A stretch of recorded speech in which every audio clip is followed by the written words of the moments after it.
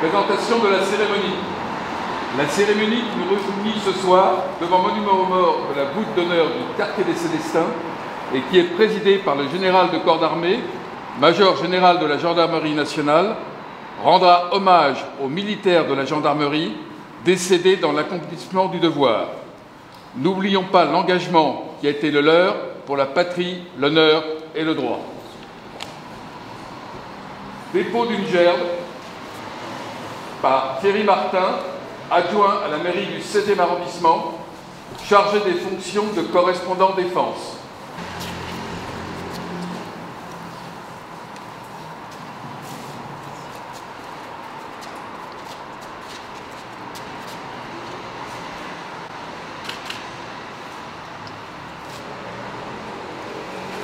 Dépôt d'une gerbe par Jacques Lautesserre, maire du 8e arrondissement.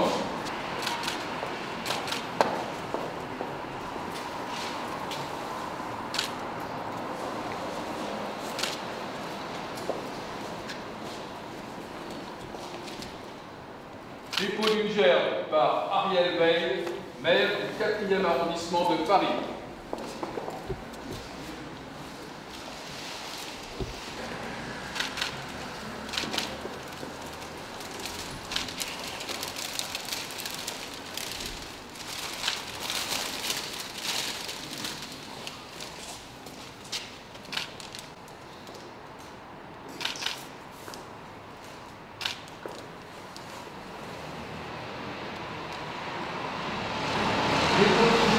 Par Paco Ruffin, député de la 7e circonscription de Paris.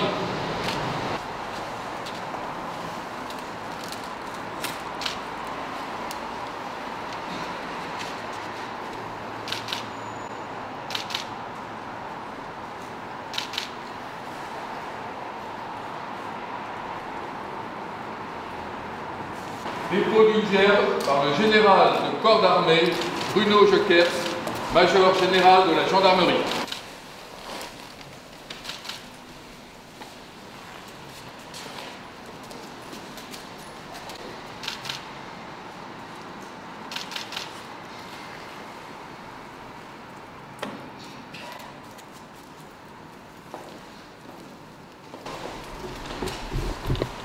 Aux morts.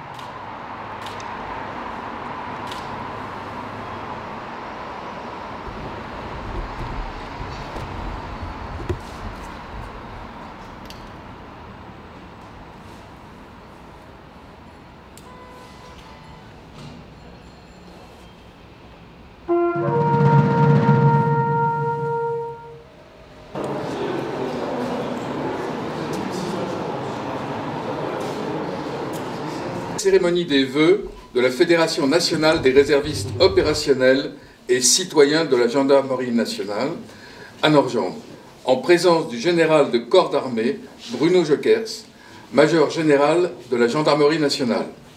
Je tiens à remercier tout particulièrement ce soir le général de division Éric Biofarina, commandant la garde républicaine, de nous avoir ouvert le quartier des Célestins pour cette assemblée générale annuelle.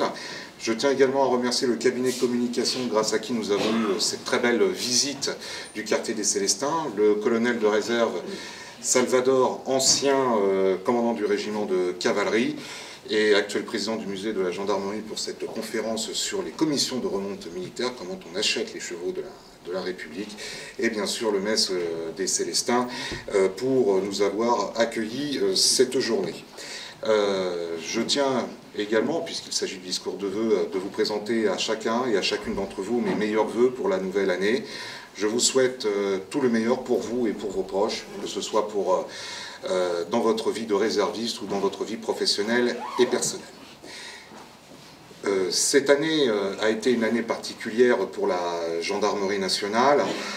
Bien sûr, un changement de directeur général avec un nouveau directeur général qui a fixé un objectif ambitieux jusqu'en 2024, une feuille de route jusqu'en 2024, avec ce slogan « Pour la population, par la gendarmerie », avec un ensemble de transformations qu'il souhaite pour notre institution, où je pense en général les réservistes auront toute leur place.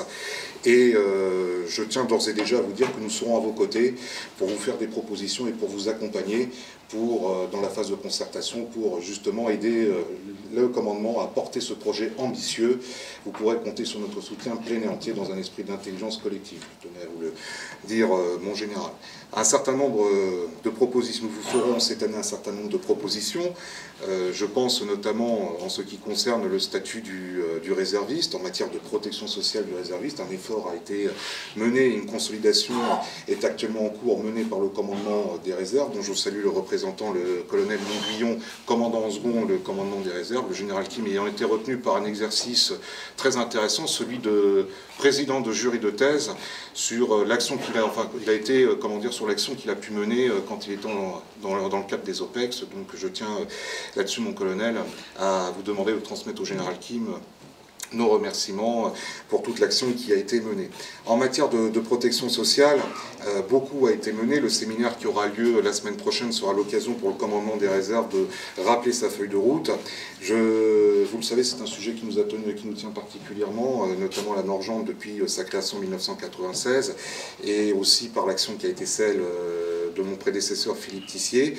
Cette action actuellement des conseillers PSR est vraiment remarquable. Et je pense que là-dessus, nous pouvons mener un certain nombre d'actions pour la reconnaissance de leur action, notamment la création d'un code mission qui leur permettrait dans les régions et groupements d'être reconnus pour leur travail, mais aussi peut-être, et c'est une proposition que nous faisons, mon général, une sanctuarisation du budget pour les conseillers PSR, puisque comme ils doivent être employés sur les crédits régionaux, malheureusement certaines régions ou d'autres doivent faire un certain nombre de priorités pour les conseillers PSR. Donc c'est vrai que si là-dessus, au niveau national, un budget spécifique pourrait être développé, je pense que ce serait une proposition extrêmement intéressante.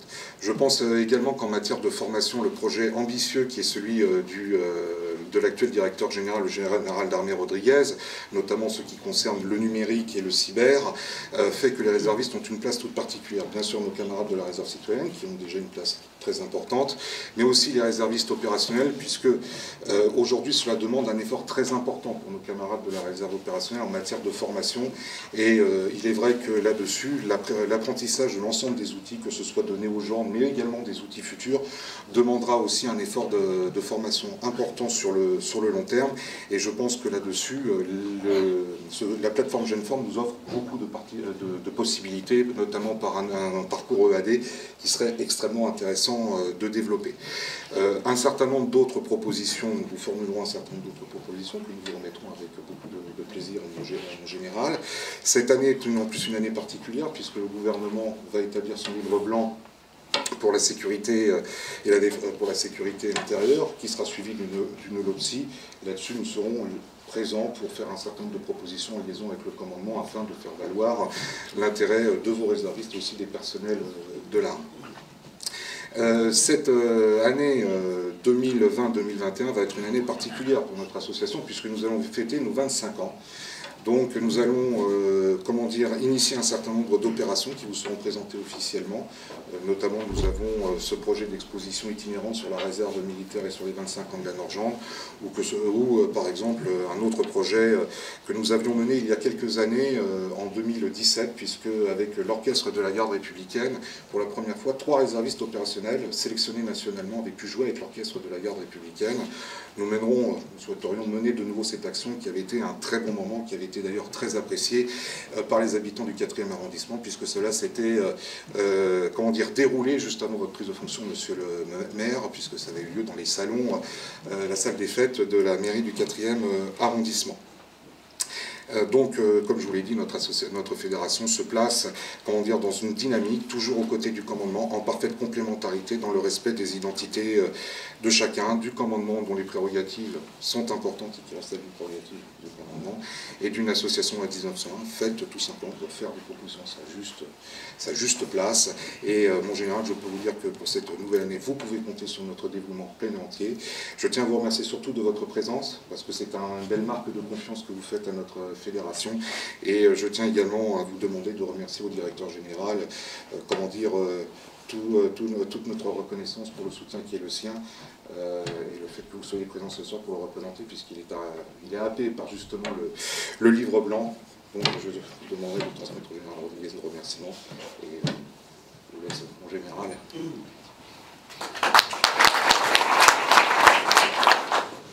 Je remercier tout particulièrement de leur présence monsieur le député Paco Rupin, monsieur le maire du 4e arrondissement, représentant madame le maire de Paris, madame le maire du 8e arrondissement, monsieur l'adjoint au maire du 16e arrondissement, et puis vous toutes et tous qui êtes présents ici. Je revois avec beaucoup de plaisir des visages connus dans d'autres circonstances. Et puis surtout, je vous remercie de votre soutien à cette belle cérémonie, belle manifestation et belle fédération. Je salue également le général Galtier. Bonsoir David. Bonsoir David. C'est évidemment pour moi un grand plaisir d'être présent parmi vous ce soir et d'être présent parmi et avec des officiers et avec des gens qui donnent du temps pour leur pays, qui donnent du temps pour la gendarmerie, qui donnent du temps pour leurs concitoyens. Et c'est la première chose que je voulais saluer. Alors je vous dirai quelques mots très simples, parce que je ne suis pas adepte des grands discours ni des formules compliquées. Je dis souvent, nous gendarmes, nous aimons les choses simples. Nous sommes faits pour faire des choses simples. Et donc, je voulais simplement vous dire, avec beaucoup de chaleur, beaucoup d'amitié, tout ce que nous vous devons et la manière dont nous souhaitons travailler ensemble. Alors, il y a déjà une première chose qu'il faut rappeler, c'est que la gendarmerie, c'est une seule famille. Cette famille, ce sont les militaires d'active, les personnels civils qui la servent, les gendarmes qui font la gendarmerie au quotidien auprès de nos concitoyens. Mais une seule famille, ce sont bien évidemment au premier plan et au premier rang les réservistes, qu'ils soient opérationnels ou citoyens, qui sont auprès d'eux. Et puis ce sont les retraités de la gendarmerie. Et puis ce sont les veuves de la gendarmerie. Et ce sont enfin les amis de la gendarmerie. Une seule famille, voilà ce qu'est la gendarmerie. 130 militaires d'active et de réserve au service quotidien de leurs concitoyens, mais bien au-delà de ça, une seule famille qui se retrouve dans ses valeurs. Et ces valeurs, ce sont simplement des valeurs de service auprès de la population.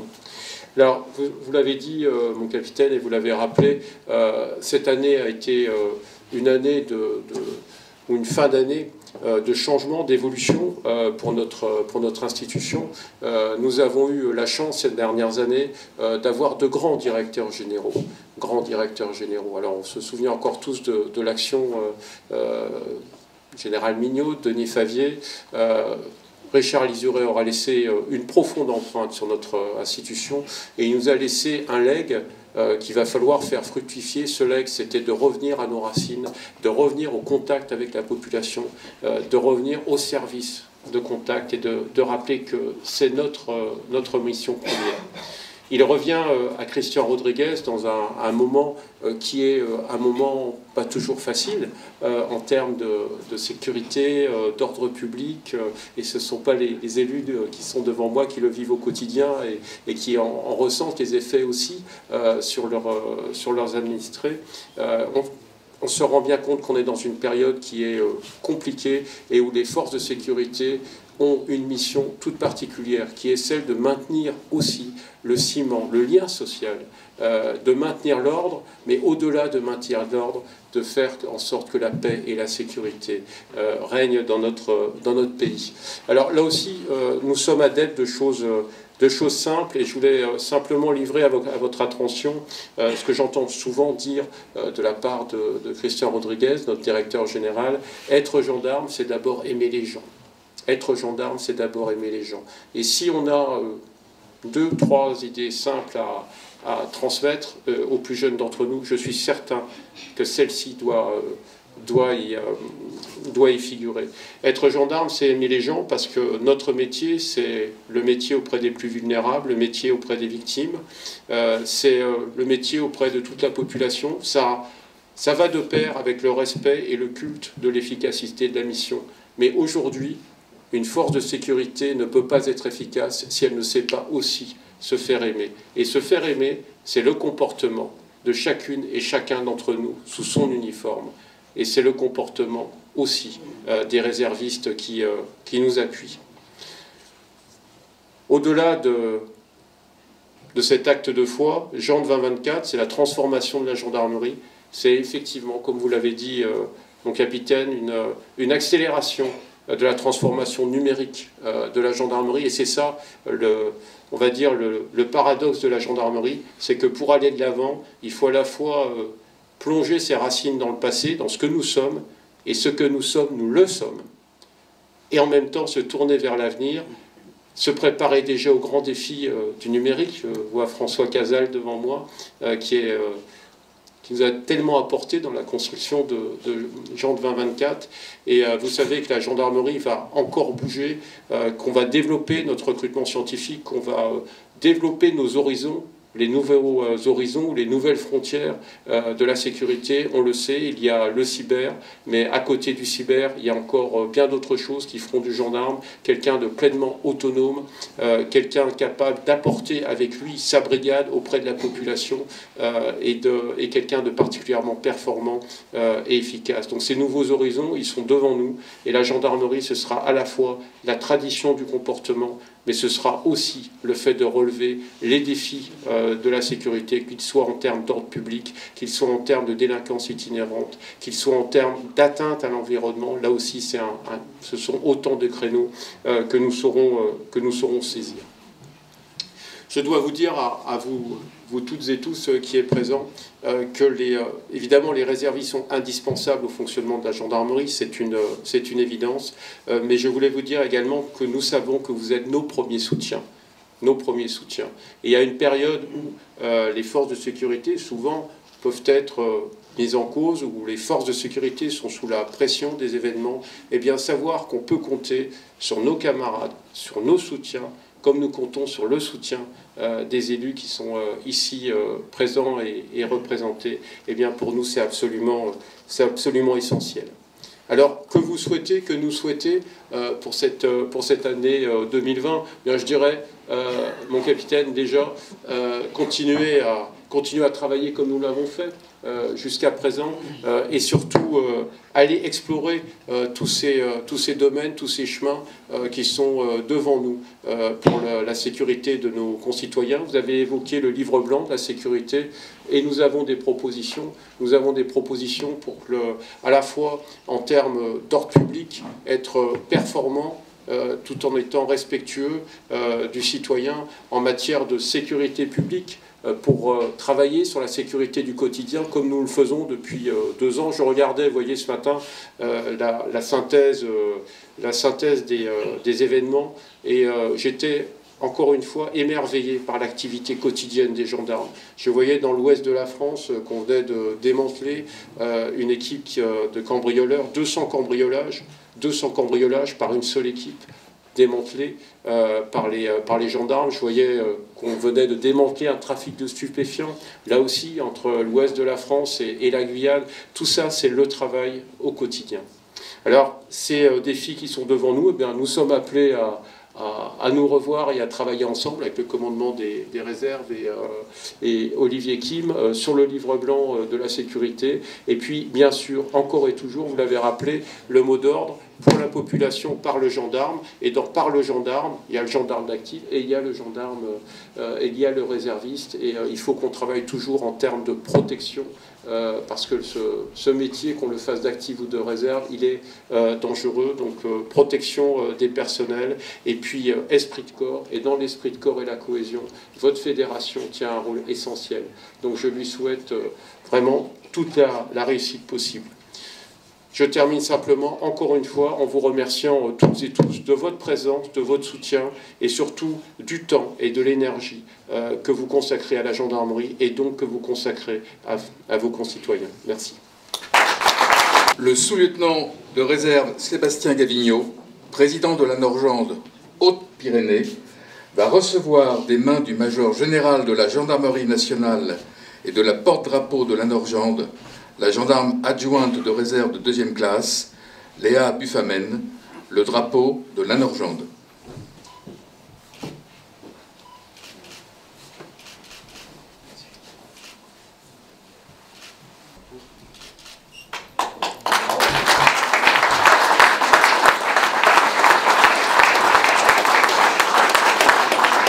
Au nom de la Norgende, Renaud Ramillon-Desfarges va signer des conventions de partenariat avec la société Interception, représentée par Franck Dupont, directeur général d'Interception et réserviste citoyen de la gendarmerie, et AMG Pro, représenté par David Amselem, directeur.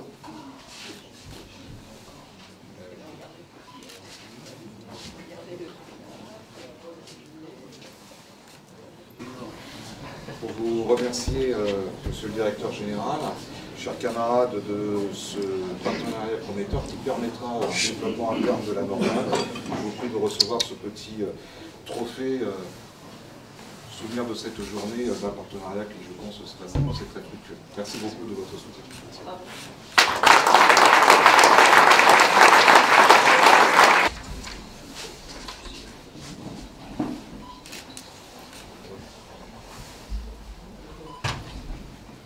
Cher David, monsieur le directeur d'AMG Pro, pour vous remercier de votre soutien de ce partenariat qui va s'annoncer très fructueux. Nous avons déjà pas mal de projets en commun. Je vous prie de recevoir ce petit trophée, souvenir de cette journée, point de départ d'une aventure ensemble. Tout à fait. Qui va être très prometteur. Merci beaucoup.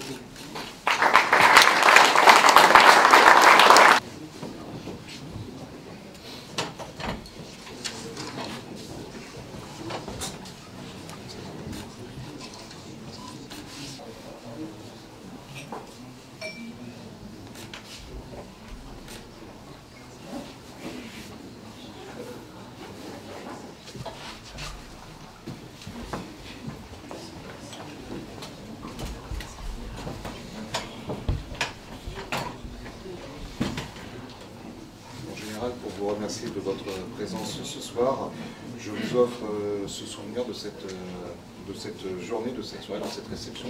J'espère qu'on vous remplira une armoire entière, une vitrine entière. J'espère que je pense que c'est le premier d'une longue série. Merci beaucoup en tout cas, mon général, de votre présence. Cela nous touche énormément, cette reconnaissance par le major général de la gendarmerie nationale. Et une fois de plus, transmettez nos amitiés au général d'armée Christian Daguet. Merci beaucoup.